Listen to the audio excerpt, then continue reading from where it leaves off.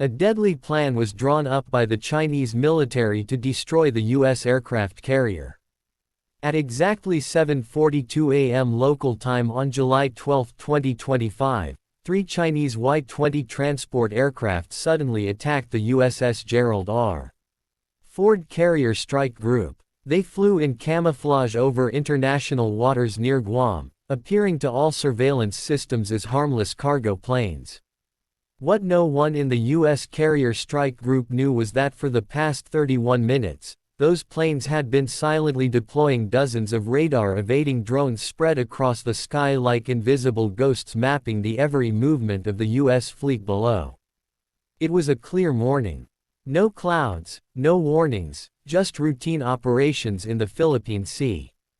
Yet over the next 210 seconds, what had started as a patrol had become the most advanced multi-domain ambush ever recorded in modern naval history.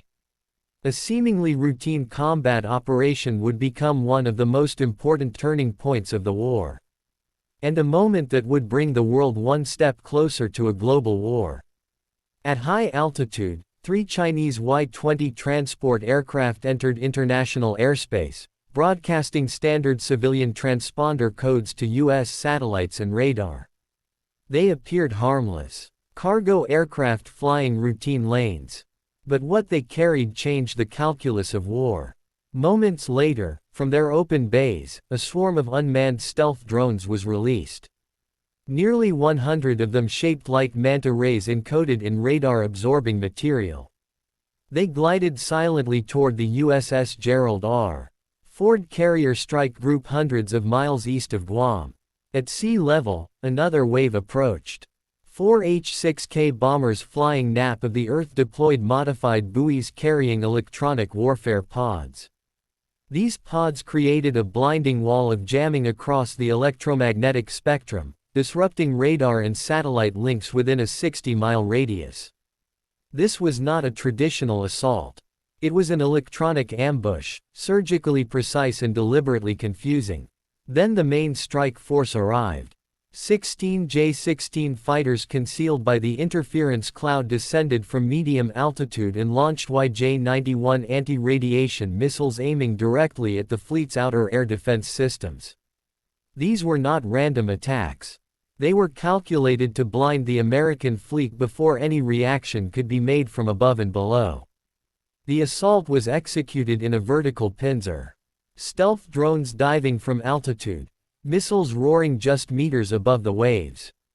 The entire operation was synchronized to the second.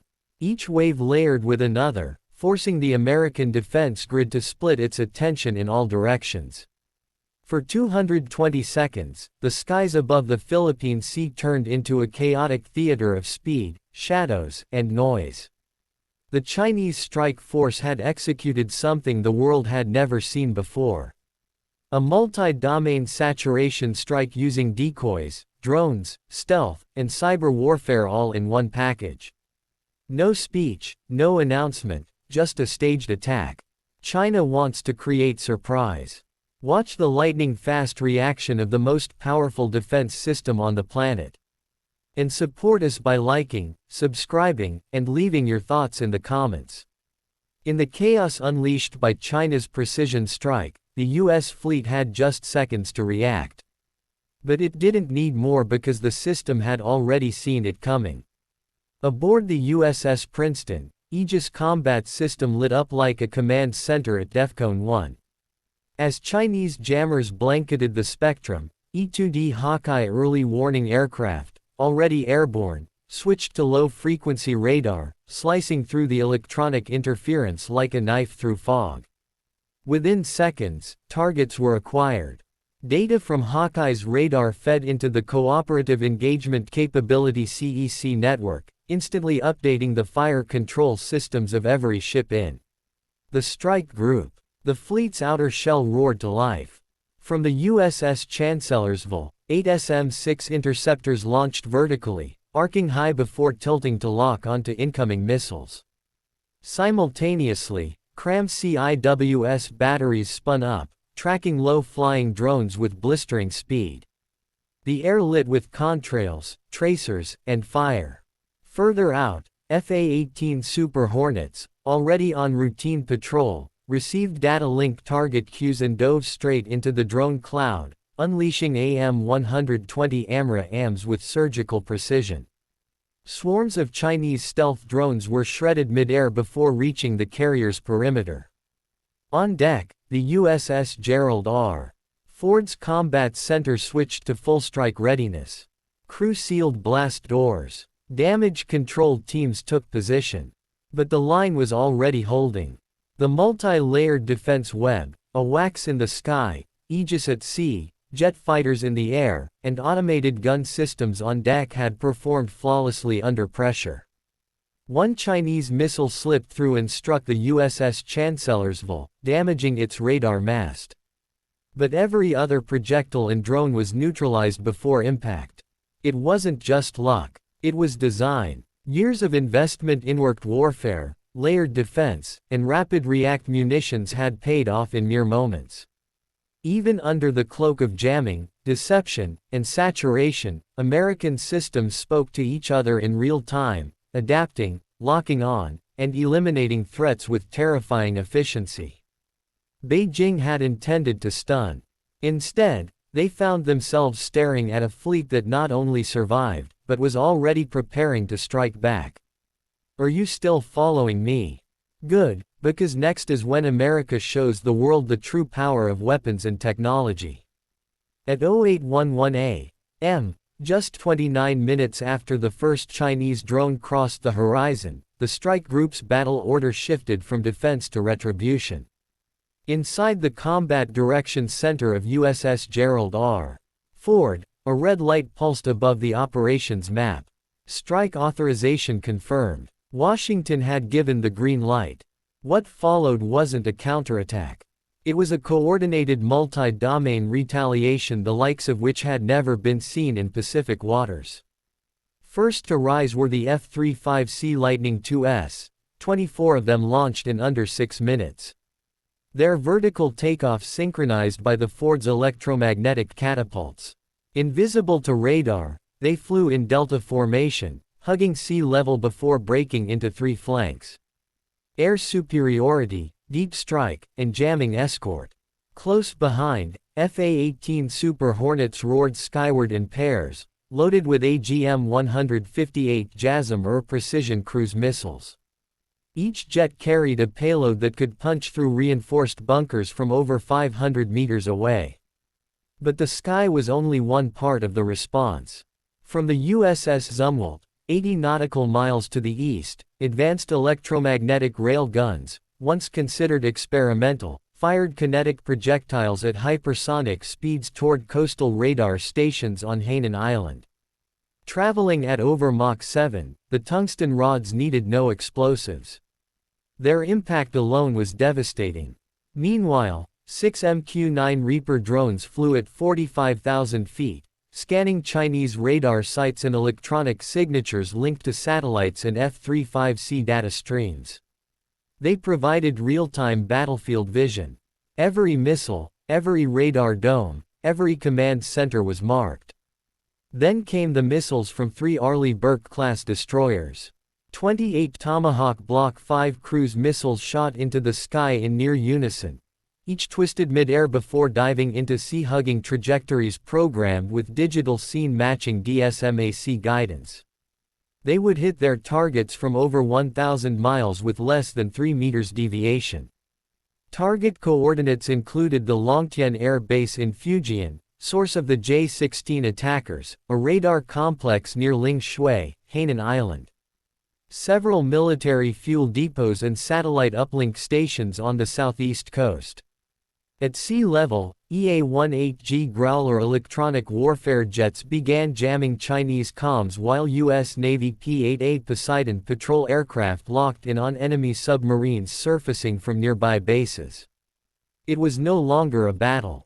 It was a demonstration of synchronization, reach, and overwhelming force. Every layer of American power had been activated. Stealth aircraft, cruise missiles, drone ISR, electromagnetic weapons, and satellite-guided command chains. All executed with a tempo that denied China time to respond. And as the last wave of aircraft disappeared into the eastern sky, one thing became clear. The United States hadn't just survived the attack, it had answered with a message written in precision fire. Let's count the serious damage of China. The strike didn't explode. It unfolded like a steel hand closing over a map. At E0849 a.m., the first Tomahawk breached Chinese airspace over Fujian province.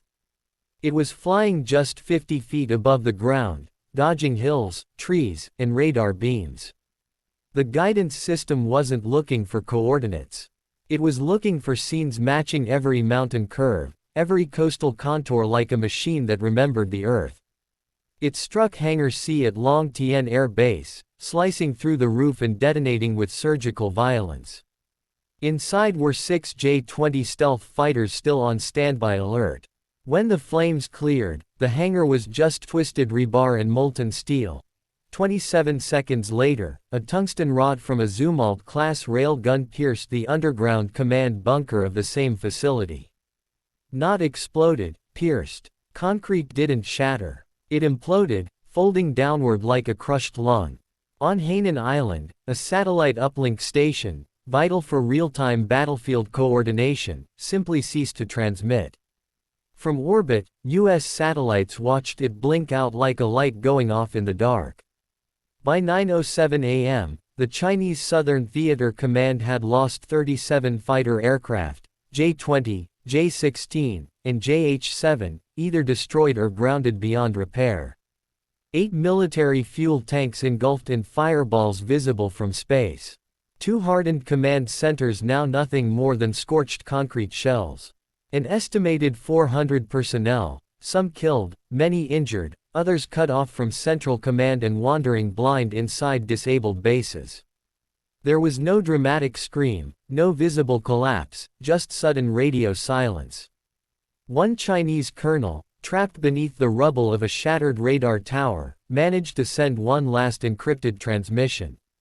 They see everything. We are blind. Civilians nearby filmed plumes of black smoke rising like columns from another world. Their videos flooded domestic networks before sensors could react. And across the South China Sea, warships of the People's Liberation Army Navy sat still, sensors active, weapons ready. But no one knew where to fire. Because in less than 1 hour, the American retaliation had erased the command structure, crippled the sensors, and burned the fuel that China would need to fight back. By 9:30 a.m., the silence from Chinese command posts had become deafening, not only to Beijing but to the entire world. At the Pentagon, senior defense officials gathered in the National Military Command Center. Live satellite feeds confirmed the scale of destruction, air bases reduced to skeletal shells, fuel depots still burning, command centers silent. The chairman of the Joint Chiefs leaned forward and said just 6 words. We need to control the narrative. Half a world away, Beijing erupted in contradiction. Official state media released prescripted footage of PLA naval drills denying any conflict. But leaked internal communications revealed something very different. A scramble to assess the scale of the damage, identify surviving assets, and, above all, respond without triggering a regional war. At 10 a.m. Beijing time, China's foreign ministry summoned the U.S. ambassador, accusing Washington of a disproportionate, destabilizing act of aggression. Yet, behind closed doors, Chinese generals were demanding answers, not from America, but from their own fractured command structure. Meanwhile, the shock rippled outward. Japan placed its entire self-defense forces on heightened alert, activating missile batteries in Okinawa. Australia dispatched 2 destroyers to reinforce the U.S. 7th Fleet. South Korea scrambled F-35 squadrons and deployed Patriot interceptors along its southern coast. Taiwan went silent. Every aircraft strip, every radar dish, every runway active but waiting. At NATO headquarters in Brussels, an emergency session was convened. The Secretary-General stated bluntly, "This is the most serious military exchange between nuclear powers in the 21st century. Alert levels across Europe rose to DEFCON 3 equivalent, while cyber defense units in Germany, France, and the UK began sweeping for signs of retaliatory strikes in the digital domain. Even Russia, observing quietly from the north, moved 3 ballistic missile submarines from Vladivostok into open water. It said nothing, but the message was clear. We're watching on global markets. Oil spiked past $120 a barrel. Airlines rerouted. Tech stocks plunged. Gold soared. And in living rooms across America, millions of older citizens, many veterans of past wars, sat motionless, watching the news scroll across their screens. Because for the first time in decades, a single chilling question returned. Is the world one mistake away from war? The smoke may have cleared. The missiles may have stopped flying, but what this clash revealed will echo far beyond the Pacific. In just under 1 hour, the world witnessed how modern warfare is no longer fought over days or weeks. It's measured in minutes, in data packets, and in machine-to-machine decisions. The Chinese attack was swift, sophisticated, and shockingly silent. But America's defense, layered, integrated, and lethal, did more than survive. It overwhelmed. Yet victory in battle is not victory in peace. The cost of such a confrontation extends beyond the damage done. Trust is shattered. Diplomacy stalls. The balance of power has shifted, not in territory, but in perception. For decades, the Pacific Ocean was a buffer. Now it's a fuse. Washington may have demonstrated its readiness and resolve, but the question remains, how many more red lines can be crossed before one sparks something irreversible? And for us, citizens, veterans, families watching from thousands of miles away, the lesson is sobering. Deterrence only works when the other side believes you'll use it. And survival now depends not just on strength, but on speed, clarity, and unity. This was not World War II, but it was a dress rehearsal. If you found this video important, hit subscribe and share it.